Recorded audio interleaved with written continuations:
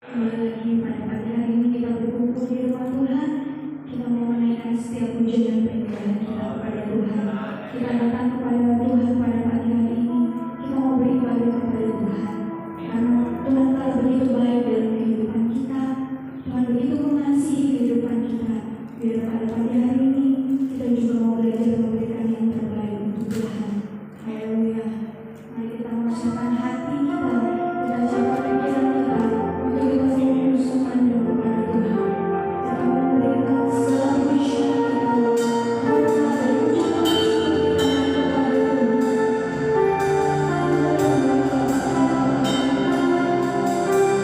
Tuhan.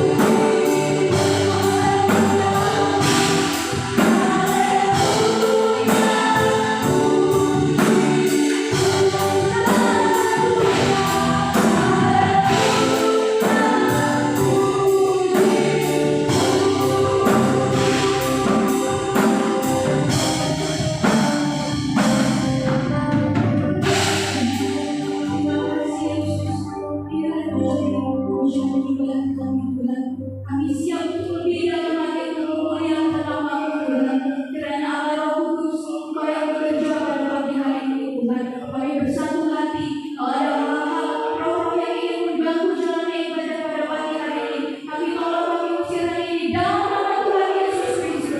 Biarlah Tuhan, kami mau menyerahkan hati kami menyerahkan hidup kami mau memberikan waktu yang kau berikan pada saat ini untuk hormat kemuliaan nama-Mu. Pimpinlah ibadah kami pada pagi hari ini ya Tuhan, dari awal pertengahan sampai pada akhirnya. Biar nama Tuhan saja yang dipuji dan dipermuliakan. Terima kasih Tuhan, kami siap untuk lebih lagi memuliakan nama-Mu. Hanya di dalam nama Tuhan Yesus Kristus kami berdoa dan mengucap syukur. Haleluya, puji Tuhan. Amin. Haleluya, kita masih tetap tinggal berdiri. Kita mau angkat pujian berkata, satukanlah roh kami ya Tuhan. Mari kita mau kasih senyum sama diri kanan kita. Haleluya.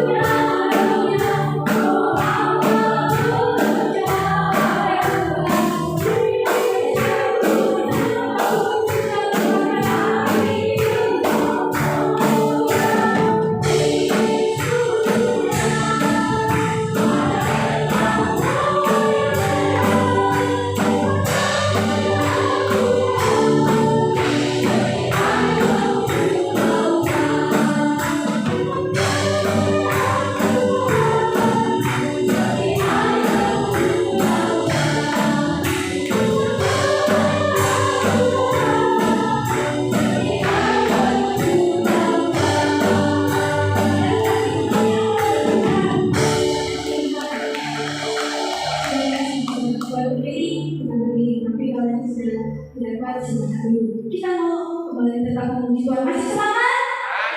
Amin, haleluya. Kita mau pujian berkata, biar api kemuliaan Tuhan turun atas kita. Haleluya. Biar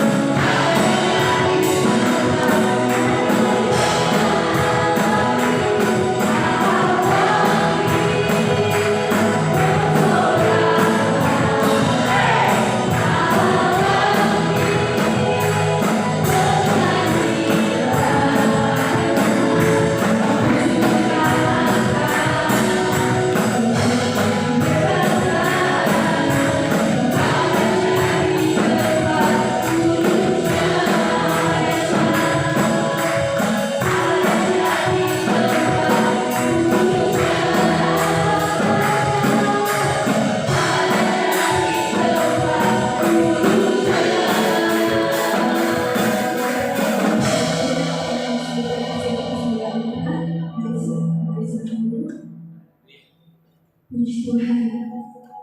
Saat ini kita akan mendengarkan kebenaran firman Tuhan. Mari kita ucapkan hati kita dan pikiran kita untuk fokus dikabuli oleh kebenaran firman Tuhan. Haleluya, kita mau tetap pegang kebenaran firman Tuhan. Karena firman Tuhan berkata, siapakah yang dapat memisahkan kita dari kasih Tuhan? Kemiskinan, kelaparan, penindasan, tidak ada ya saudara. Karena kasih Tuhan begitu besar dalam kehidupan kita. Bahkan Dia rela mati untuk kita, untuk menebus setiap kehidupan kita, untuk mengangkat kita dari lubang kekelaman, untuk menjadi pribadi yang sungguh dengan kehendak Tuhan. Begitu besarnya cinta kasih Tuhan terhadap kita. Mari kita merenung pada pagi hari ini, bagaimana respon kita kepada Tuhan. Apakah cinta kita terhadap Tuhan masih tetap sama seperti cinta mula-mula ketika kita mengenal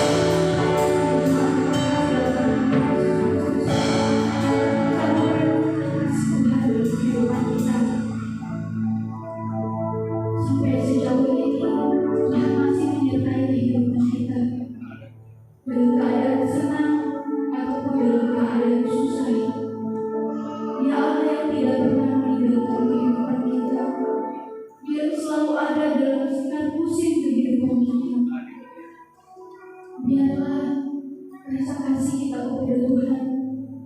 Tetap ada rasa kerinduan kita kepada Tuhan. Hasrat kita untuk datang kepada Tuhan terus ada dan terus tetap ada dalam hati kita. Karena sesungguhnya ketika kita ada di luar Tuhan atau ketika kita jauh dari Tuhan, kita tidak akan mendapatkan kedamaian yang sejati. Kita tidak akan mendapatkan apa-apa yang kita harapkan. Tetapi ketika kita ada di dalam Tuhan, ketika kita bersandar kepada Tuhan, ketika kita berharap kepada Tuhan, ketika kita belajar mengandalkan Tuhan, maka Dia yang memberikan kita kekuatan, Dia berikan kita kemampuan untuk menjalani kehidupan yang ada. Mari saudara kita kasih dalam nama Tuhan Yesus Kristus, kita mau kembali membangun komitmen kita di dalam Tuhan. Tuhan, apapun yang terjadi dalam kehidupan kami mau tetap datang kepada-Mu Tuhan. Kami mau tetap berseru kepada-Mu ya Tuhan. Kami mau tetap mencari wajah-Mu ya Tuhan. Karena di dalam Engkau terletak kekuatan kami Tuhan. Terdapat damai sejahtera yang tidak diberikan dari dunia ini Tuhan. Bahkan hanya di dalam Tuhan kita mendapatkan sukacita sejati. Haleluya Yesus. Mari nyatakan dalam hatimu kepada Tuhan. Tuhan, kami mau terus mengasihi Engkau Tuhan. Kami mau tetap cinta kepada-Mu Tuhan. Apapun yang terjadi dalam kehidupan kami, setiap masalah pasti ada, setiap persoalan pasti akan ada. Tetapi di situ Tuhan ingin melihat sampai sejauh mana iman kita dipakai untuk memuliakan nama Tuhan. Haleluya. Biarlah pujian ini menjadi pernyataan bahkan sebagai doa kita kepada Tuhan. Tuhan, biarlah cinta kami kepada-Mu Tuhan tetap ada dalam hati dan pikiran kami. Haleluya. Haleluya.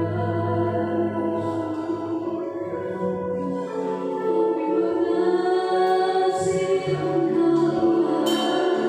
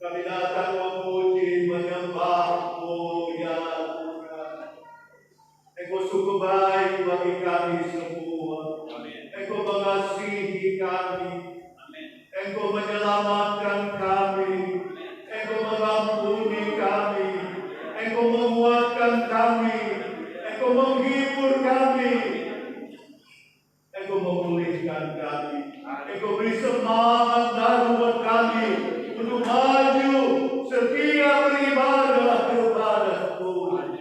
Terimalah kita, puji sembah, hormat, sembah sujud kami kepada-Mu lewat lagu-lagu pujian yang kami persembahkan kepada-Mu Tuhan. Jauh kami mau dengar firman-Mu Tuhan. Berfirmanlah dalam nama-Mu yang Engkau tugaskan.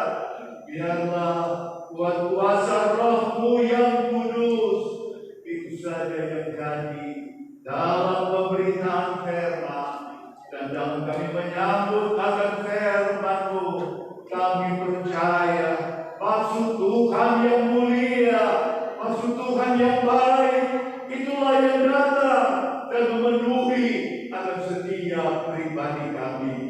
Firman-Lah Tuhan, berkaryalah Tuhan Roh Kudus. Kami percaya bahwa Engkau terus melimpahkan kebaikan-Mu kepada kami semua. Kami mau terima firman-Mu, mengucap syukur dalam nama Tuhan kami, Yesus Kristus. Haleluya. Amin.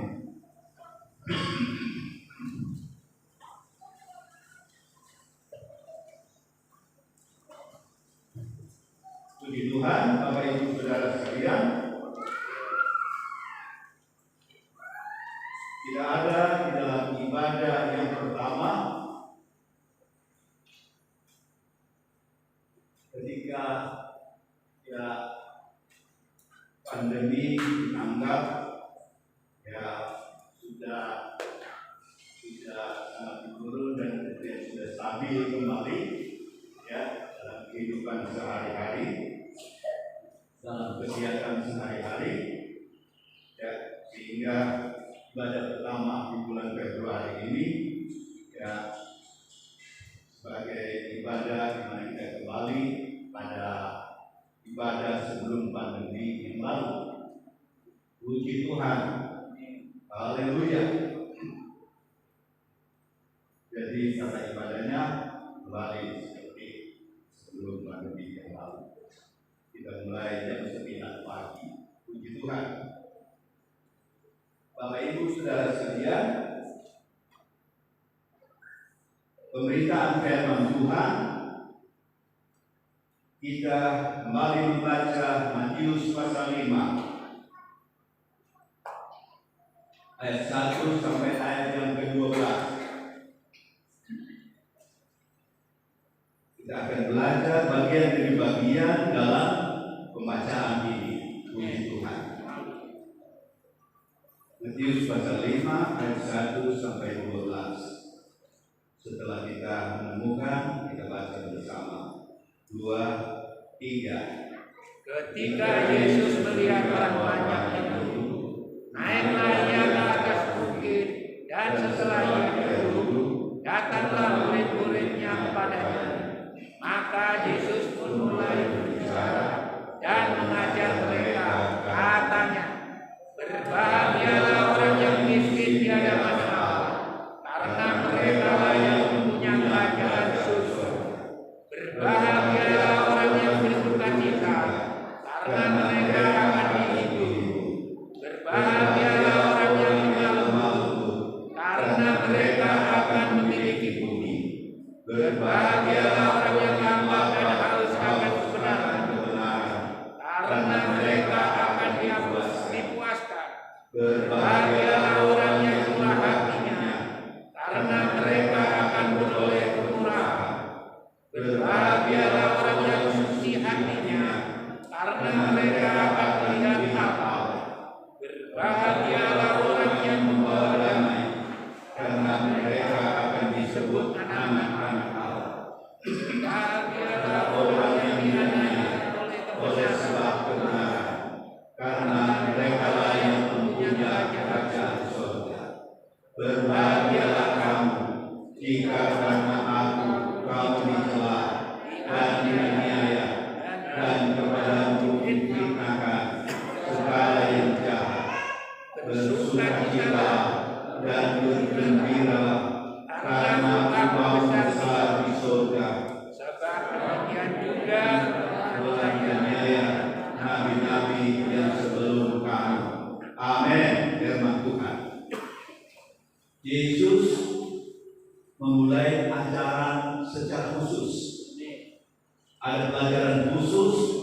yang Yesus berikan kepada murid-muridnya, tetapi juga kepada orang banyak yang mau mendengarkan ajaran Yesus.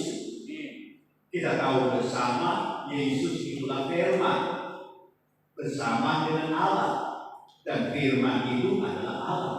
Itu Yohanes pasal 1 ayat 1 sampai 3. Kemudian dalam ayat 14 dari Injil Yohanes pasal 1, maka firman itu menjadi manusia. Itulah Yesus. Puji Tuhan. Jadi Yesus mengajar, dia menyampaikan firman Tuhan, dan dia itu firman itu sendiri. Puji Tuhan. Haleluya. Dan kita sudah belajar yang lalu dalam bagian daripada khotbah Yesus di bumi. Ajaran khusus yang Yesus berikan kepada murid-muridnya dan orang banyak. Kita sudah belajar dalam pasal 6, yaitu Yesus mengajar berdoa. Kita berdoa, Bapa kami yang di surga, dikuduskanlah namamu, datanglah kerajaanmu, jadilah kehendakmu di bumi seperti di surga. Puji Tuhan. Kesempatan yang lalu juga saya sudah sampaikan salah satu bagian, yaitu ayat 3. Berbahagialah orang yang miskin di hadapan Allah, karena merekalah yang mempunyai kerajaan sorga. Yesus melihat murid-muridnya, kemudian orang banyak, dan kemudian Yesus mengajar apa yang menjadi pergumulan hidup daripada manusia. Manusia dalam pergumulan hidupnya, dia mau bahagia, dia mau happy, dia mau senang, dia mau tenang, dia mau damai, dia mau sukacita. Inilah kehidupan manusia. Manusia bergumul dalam hidup ini supaya dia bisa happy. Dan kita melihat di sini, inilah yang Yesus sampaikan. Apa yang sangat didambakan oleh manusia? Apakah manusia hanya dapat mencapainya menurut kemampuan dirinya sendiri? Dan Tuhan menyampaikan bahwa manusia bisa mencapai kebahagiaan, happy, senang, menurut ukuran daripada manusia itu sendiri. Jadi manusia punya ukuran. Dia senang, dia happy, dia tercukupi dalam segala kebutuhan hidupnya. Wah, senang dia. Tetapi di sini kita mau belajar lebih jauh. Yang lalu kita sudah hubungkan bagian ini dengan Abraham. Bagaimana sikap Abraham? Dikatakan miskin di hadapan Allah. Terjemahan lain menulis rendah hati di hadapan Allah. Rendah hati, maka di hadapan Allah, maka Allah membuat dia bahagia. Rendah hati di hadapan Allah, di hadapan Tuhan, Tuhan membuat dia memiliki kerajaan sorga. Kita belajar dari Abraham dalam Kejadian 18. Bagaimana Abraham mendapat tamu kehormatan 3 orang. Seperti 3 orang. Tapi sebenarnya Tuhan sendiri yang datang kepadanya. Dan dipahami oleh Abraham sebagai orang yang terhormat.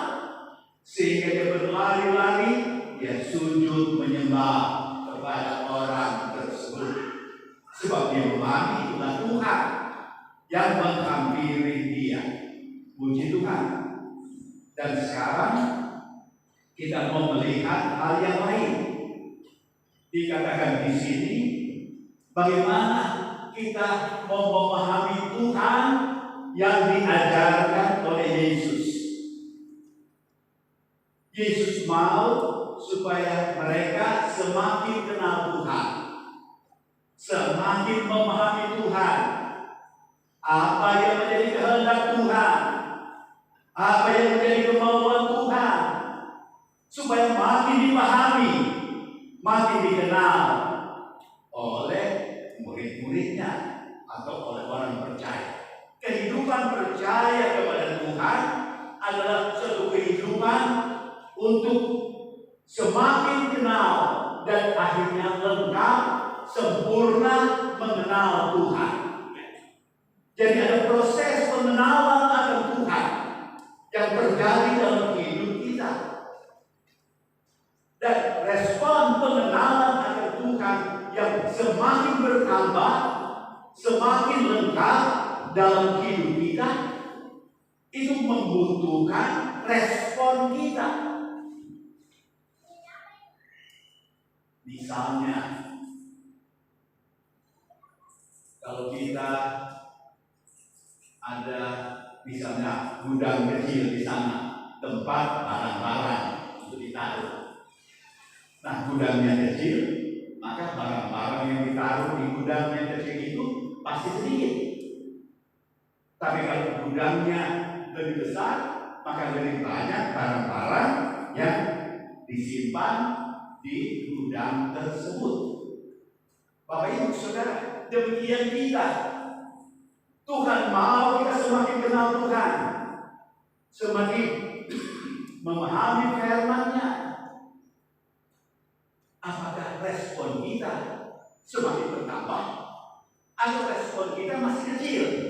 Tuhan mau respon kita semakin besar kepada Tuhan. Boleh katakan amin? Laksana gudang yang besar yang menampung pemahaman tentang Tuhan, yang menampung kebenaran tentang Tuhan, sehingga hidup kita menjadi gudang kebenaran dari Tuhan. Tuhan bawa kita semua supaya kita menjadi tempat kebenaran. Bapak Ibu Saudara, di sini kita mau belajar lebih jauh dengan peristiwa-peristiwa lain di dalam Alkitab, bagaimana orang meresponi Tuhan,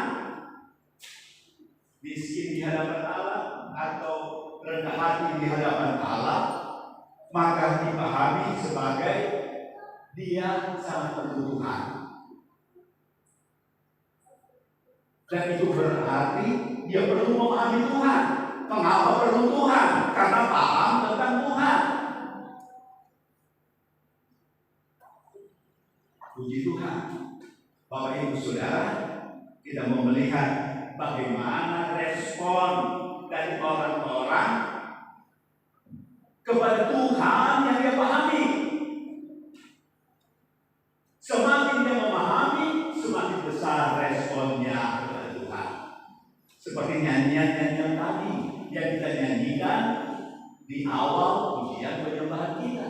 Kita mengakui Tuhan dan biar cintanya Tuhan terus ada di dalam kita. Dan kita tidak ingin jauh dari cintanya Tuhan itu dalam hidup kita. Puji Tuhan. Dan yang tadi juga berkata, di setiap musim hidup kita, Tuhan mau ada bersama dengan kita. Puji Tuhan.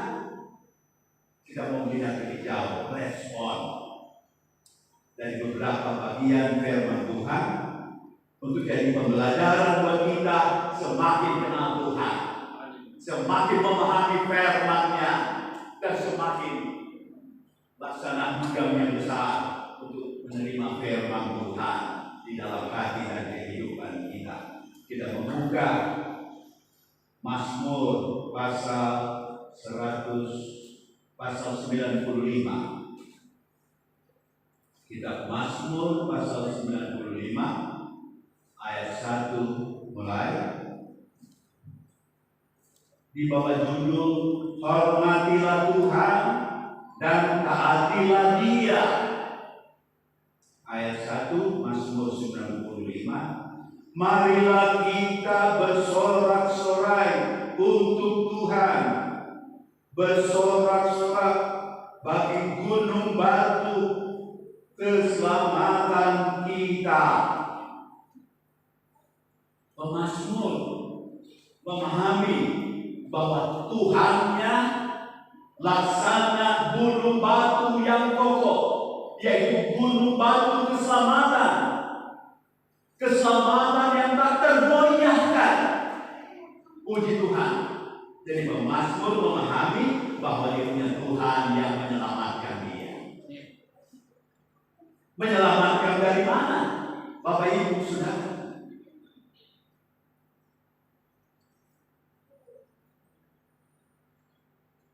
Kita baca Roma pasal yang ke-6.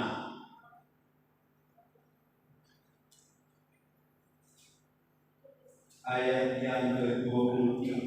Roma pasal 6 ayat 23, 22 mulai.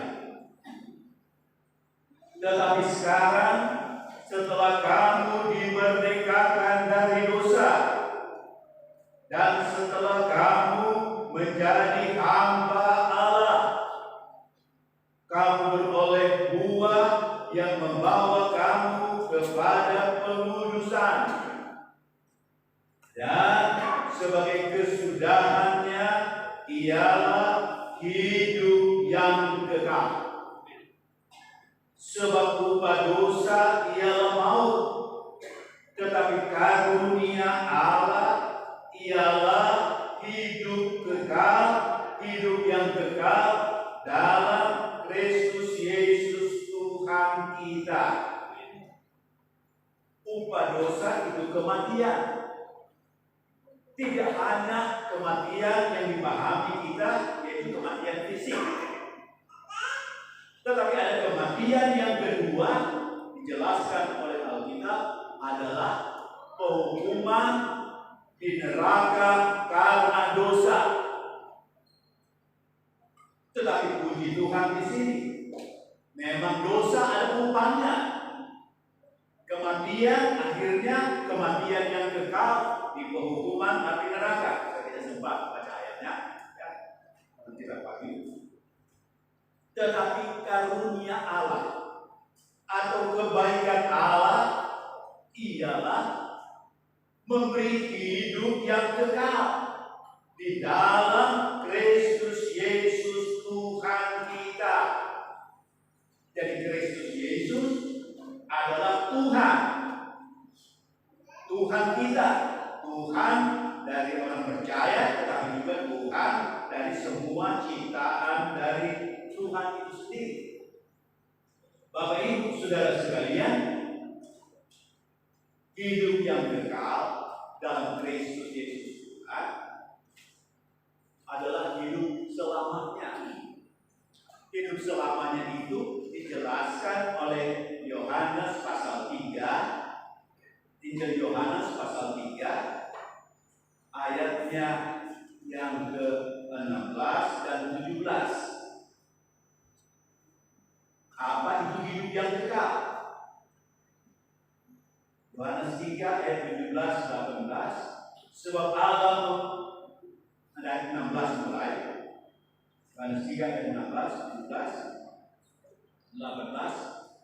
Karena begitu besar kasih Allah akan dunia ini, sehingga Ia, Allah itu yang penuh kasih, telah mengaruniakan anaknya yang tunggal. Anaknya yang tunggal itulah Yesus Kristus Tuhan itu, supaya setiap orang yang percaya kepadanya, supaya setiap orang yang percaya, yang menyambut Yesus Tuhan, tidak binasa, melainkan beroleh ubah dosa adalah kematian. Tetapi karunia Allah, kasih karunia Allah adalah hidup yang kekal di dalam Yesus Kristus Tuhan.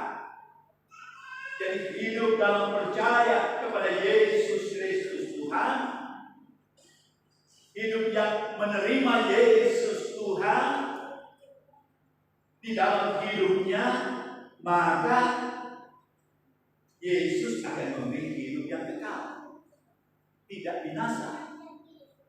Apa artinya hidup yang kekal? Ayat 17 menjelaskan. Sebab Allah mengutus anaknya, itulah Yesus, ke dalam dunia bukan untuk menghakimi dunia, melainkan untuk menyelamatkannya oleh Dia. Jadi yang percaya Yesus menerima hidup kekal. Ayat 17 menjelaskan yang percaya Yesus, maka mereka itulah yang diselamatkan. Itu berarti hidup yang kekal, hidup dalam keselamatan di dalam Tuhan kita Yesus Kristus. Puji Tuhan. Bapak Ibu Saudara, jadi hidup yang kekal, maka maknanya diselamatkan. Diselamatkan dari mana? Roma 6 ayat 23 tadi. Dari dosa, dari kematian kekal, diberi keselamatan. Ayat 18, barang siapa percaya kepadanya, barang siapa percaya kepada Yesus, ia tidak akan dihukum. Jelas, yang tidak percaya dia menerima hukuman. Di Roma tadi berkata, bukan dosa itu kematian.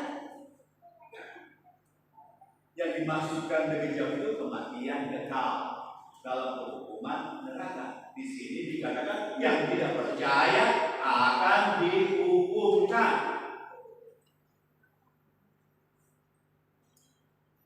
Barang siapa tidak percaya, ia telah berada di bawah hukuman, sebab ia tidak percaya dalam nama Anak Tunggal Allah.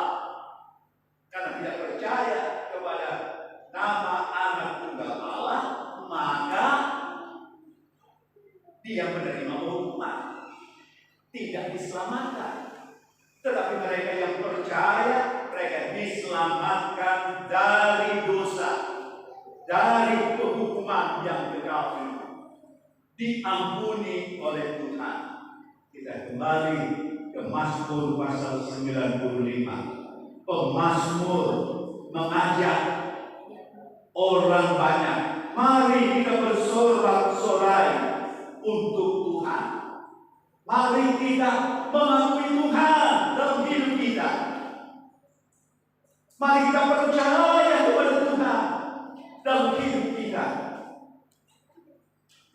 Kemudian dikatakan bersorak-sorak bagi gunung keselamatan kita, yaitu bersorak-sorai memuji memuliakan Tuhan, karena Tuhan adalah gunung batu keselamatan.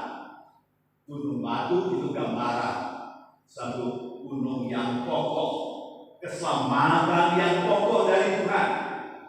Terus ayat 2, biarlah kita menghadap wajah-Nya. Orang yang mengakui Tuhan,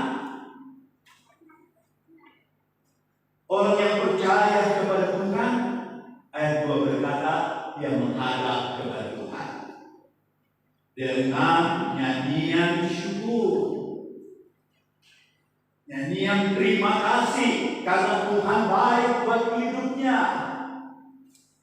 Selanjutnya bersorak-sorak baginya dengan nyanyian mazmur atau nyanyian pujian. Jadi menghadap Tuhan perlu bersorak-sorai, menaikkan pujian kepada Tuhan. Itulah bagian pertama yang kita lakukan. Lewat beberapanya nyanyian lalu pujian, kita datang menghadap Tuhan, Bapak Ibu, saudara sekalian, kita bersyukur, kita penuh terima kasih. Mengapa? Sebab Tuhan sangat berarti, Dia juru selamat kita. Ayat yang ketiga, sebab Tuhan adalah Allah yang besar atau Allah Maha Kuasa. Mengapa menghadap Tuhan? Mengapa perlu bersorak, memuji, mengagungkan Tuhan? Karena Tuhan Maha Besar, Maha Kuasa. Segala sesuatu takluk kepadanya. Dan Tuhan juga disebut dan Raja yang besar, mengatasi segala Allah atau segala yang disebut sebagai Allah yang bukan Allah maksudnya. Bapak Ibu Saudara, yang artinya Dialah Raja yang berkuasa atas segala sesuatu. Nah, pemazmur dia mengajak orang, mari bersorak-sorai memuji Tuhan. Tuhan yang mana? Tuhan yang Maha Kuasa, Tuhan yang Maha Besar, Tuhan yang adalah Raja di atas segala raja. Artinya semua raja atau kekuasaan di dunia ini takluk tunduk kepada kuasa dari Tuhan Raja yang besar tersebut. Jadi pengenalan kepada Tuhan, yaitu Tuhan yang Maha Kuasa, yang Maha Besar itu.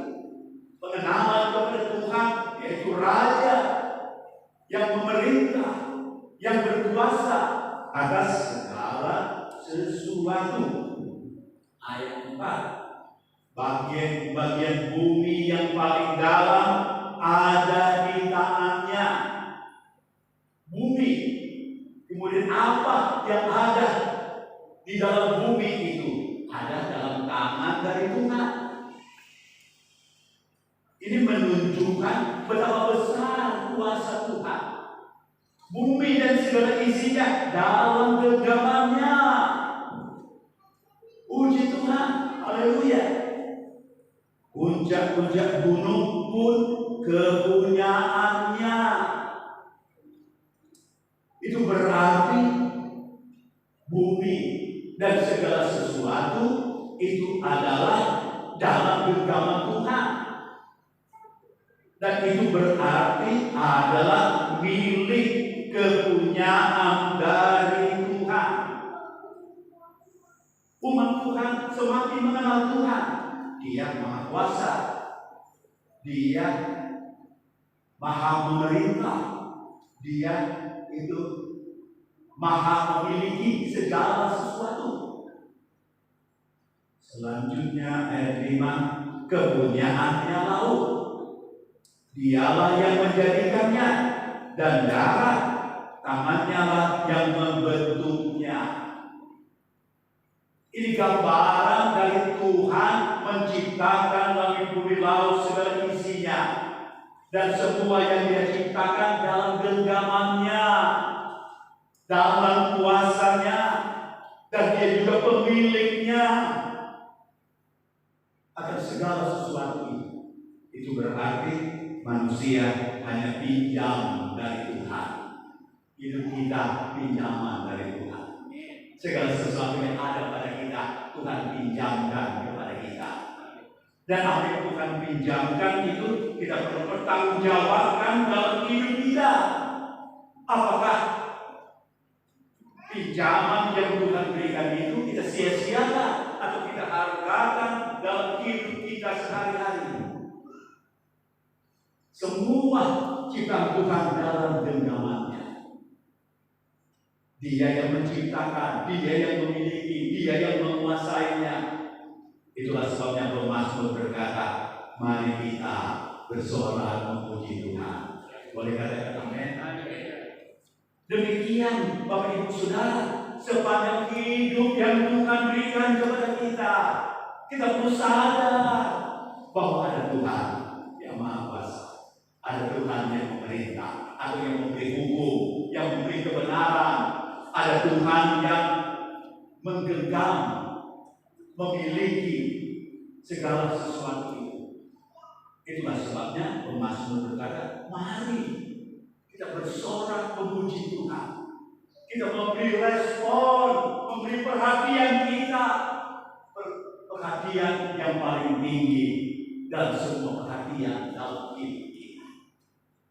Dalam hidup kita banyak yang kita perhatikan, pekerjaan, sekolah, dan berbagai aktivitas lain kita perhatikan. Tapi di atas semua yang kita perhatikan, di atas semua yang kita perlukan, maka Tuhan yang sangat diperlukan dalam hidup kita. Tuhan yang sangat istimewa di dalam kehidupan kita. Ayat 6 berkata, masuklah, marilah kita sujud menyembah, berlutut di hadapan Tuhan yang menjadikan kita. Segala sesuatu langit bumi laut dalam tangan Tuhan, dalam kekuasaan dari Tuhan. Itulah sebabnya pemazmur mengajak, mari kita sujud menyembah.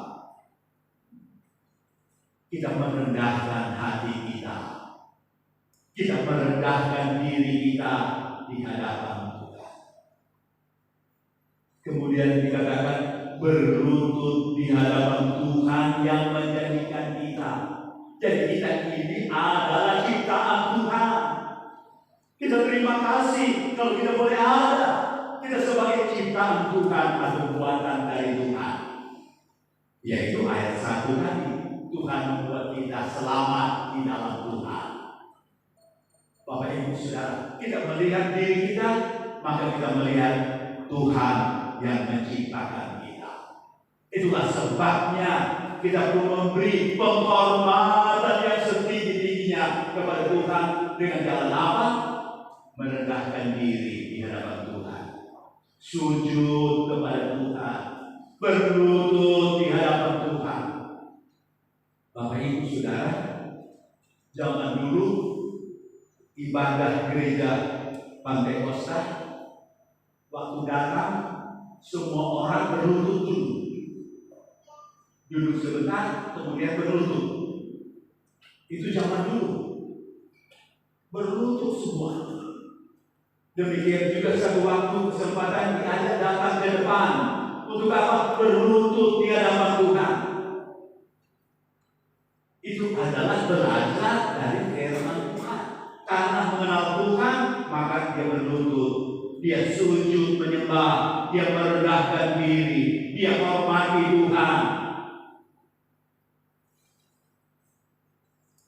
Bapak Ibu Saudara, ayat 7, sebab dialah Allah kita, dan kitalah umat gembalaannya, daun kawanan domba tuntunan tangannya. Dia tidak saja pencipta memberi hidup bagi kita dan alam semesta ini, tetapi dia Tuhan gembala. Dia gembala yang baik, yang mengembalakan atau yang menuntun. Terjemahan lain yang memelihara. Kalau kita hidup sampai sekarang ini, itu karena Tuhan pelihara. Kalau kita bisa bernafas, itu karena Tuhan pelihara kita. Tuhan melindungi kita. Tuhan kuatkan kita. Terima kasih Tuhan. Terpuji Engkau kekal selama-lamanya. Melalui beberapa ayat firman Tuhan, selanjutnya pasal 96, 97, 98, 99 sampai 100. Itu ajakan untuk datang hampiri Tuhan, datang untuk merendahkan diri, datang untuk merendahkan hatinya. Dia merasa seperti bahasa yang Yesus berkata, berbahagialah orang yang miskin di hadapan Allah. Artinya yang rendah hati di hadapan Allah, yang mau mengakui Tuhanlah yang berkuasa atas segala sesuatu, dan kepadanya aku perlu memberi hormat, memberi pujian yang setinggi-tingginya dalam hidup yang Tuhan sudah berikan ini. Saya ambil lagi dalam perjanjian baru satu contoh dalam Matius pasal yang kedua tentang orang Majus. Orang Majus dari negeri timur dari Israel, kira-kira daerah Mesopotamia, sekarang Irak. Sebab sebelah timur dari Israel itu Arab dan Mesopotamia. Nah, orang Majus dari timur melihat bintang. Kemudian mereka mendapat pemahaman. Oh, ada raja yang baru dilahirkan. Itu kita baca Matius pasal 2 ayat 1 dan seterusnya. Mereka mengikuti bintang dari negeri yang jauh untuk datang menjumpai raja yang baru lahir tersebut. Tapi kemudian bintang itu menghilang. Dalam perjalanan itu mereka masuk Yerusalem, mereka bertanya sini sana, akhirnya bertanya kepada raja, di mana raja yang baru dilahirkan itu? Kemudian Raja Herodes pada waktu itu mencari tahu. Kemudian ditanyakanlah pada imam dan ahli Taurat orang Israel, di mana raja yang akan dilahirkan. Kemudian para imam membuka kitab Perjanjian Lama.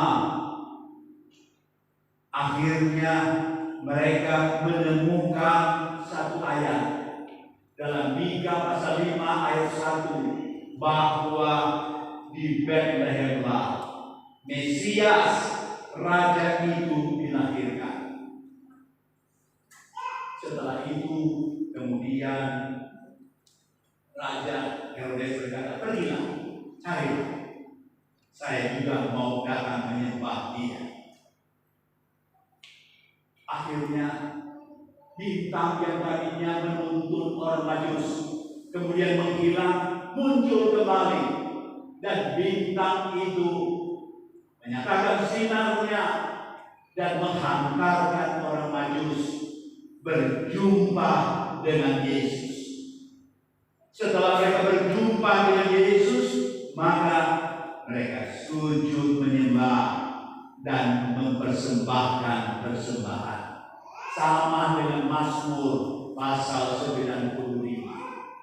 Saya baca sedikit ayat tentang orang Majus itu. Matius pasal 2. Sesudah Yesus dilahirkan di Bethlehem di tanah Yudea pada zaman Raja Herodes, datanglah orang-orang Majus dari timur ke Yerusalem dan bertanya-tanya, di manakah dia raja orang Yahudi yang baru dilahirkan itu? Kami telah melihat bintangnya di timur dan kami datang untuk menyembah dia. Ketika Raja Herodes mendengar hal itu, terkejutlah ia beserta seluruh Yerusalem. Maka dikumpulkannya semua imam kepala dan ahli Taurat bangsa Yahudi. Lalu ditanya keterangan dari mereka di mana Mesias akan dilahirkan. Mereka berkata kepadanya, di Bethlehem, di tanah Yudea. Karena demikianlah ada tertulis dalam kitab Nabi, dan engkau Bethlehem, tanah Yehuda, engkau sekali-kali bukanlah yang terkecil di antara mereka yang memerintah Yehuda, karena daripadalah akan bangkit seorang pemimpin yang akan menggembalakan umatku Israel. Sampai di sini. Jadi orang Majus datang ke Yerusalem, bertanya kepada raja. Raja bertanya kepada para imam, oh, raja Mesias yang baru dilahirkan itu adalah dilahirkan di Bethlehem. Dan tugasnya apa? Dia menjadi pemimpin. Dia menjadi gembala atas Israel. Bapak Ibu Saudara, sama seperti dalam Mazmur 95 tadi. Bapak Ibu Saudara sekalian, dalam bahasa yang berbeda. Dia menjadi pemimpin. Puji Tuhan. Haleluya. Ayat 7. Lalu diam-diam Herodes memanggil orang-orang Majus itu dan dengan teliti bertanya kepada mereka, bila mana bintang itu nampak? Kemudian dia menyuruh mereka ke Bethlehem. Katanya, pergi, selidikilah dengan saksama hal-hal mengenai anak itu, yaitu Raja, yaitu Mesias, yaitu Juru Selamat yang dilahirkan tersebut. Setelah mendengar kata-kata Raja itu, berangkatlah mereka, dan lihatlah, bintang yang mereka lihat di timur itu mendahului mereka hingga tiba dan berhenti di atas tempat di mana anak itu berada. Itulah Yesus. Ketika mereka melihat bintang itu, sangat bersukacitalah mereka. Maka masuklah mereka ke dalam rumah itu dan melihat anak itu bersama Maria ibunya, lalu sujud menyembah Dia. Sama dalam Mazmur, memahami Tuhan, mereka sujud menyembah. Begitu juga orang Majus, dia memahami melalui bintang sebagai petunjuk, Tuhan memberi petunjuk, maka mereka tahu ada Raja, ada Mesias Juru Selamat yang akan dilahirkan. Setelah mereka jumpa, mereka sujud menyembah. Mereka merendahkan dirinya, merendahkan hatinya. Mereka beri penghormatan yang setinggi-tingginya. Kemudian mereka pun membuka tempat harta bendanya dan mempersembahkan persembahan kepadanya, kepada Yesus, yaitu emas, kemenyan, dan mur. Zaman dulu, untuk penghormatan kepada raja pada umumnya, maka disediakanlah barang-barang berharga, emas, kemenyan, dan mur. Ini berharga sebagai penghormatan. Jadi kita melihat di sini apa yang dikumandangkan oleh pemazmur, ini juga yang menjadi pengalaman hidup dari orang Majus. Ada pemahaman tentang anak yang dilahirkan, Yesus, Juru Selamat, pemimpin, menjadi gembala yang memelihara umat manusia. Maka setelah mereka jumpa dengan bayi, yang mereka lihat bayi tidak bisa berbuat apa-apa, tapi kebenaran yang ada di dalamnya, itulah yang membuat mereka memahami. Ada pemahaman yang benar datang, maka mereka memberi responnya yang terbaik. Bukan respon sesaat, mulai dari negerinya, mereka sudah siapkan diri mereka untuk menyembah Tuhan, untuk bawa persembahan. Artinya seluruh totalitas hidupnya dia persembahkan kepada Tuhan. Tuhan tolong kita semua melalui pembelajaran firman, miskin di hadapan Tuhan, itu berarti secara total hidup kita serahkan kepada Tuhan. Boleh katakan amin? Ya, karena kita berhadapan dengan Dia, Tuhan yang Maha Kuasa, Tuhan pencipta langit bumi laut dan isinya, Tuhan Juru Selamat, Tuhan Gembala, Tuhan Pemimpin yang memelihara agar umat manusia. Semakin kita mengenal Tuhan, semakin kita tahu firman-Nya, kebenarannya, maka semakin kita merendahkan diri di hadapan Tuhan. Semakin kita rendah hati, penuh hormat kepada Tuhan. Dan kalau penuh hormat kepada Tuhan, maka juga akan berhormat dengan sesama kita manusia. Boleh katakan amin? Kita perlu menghormati sesama kita manusia, sebab dia juga ciptaan Tuhan. Puji Tuhan, Tuhan tolong kita semua. Kita mau belajar banyak tentang Yesus dan tentang firman-Nya. Matius pasal 6 ayat 33. Cari dahulu kerajaan Allah dan kebenarannya, maka yang lain itu akan ditambahkan kepadamu.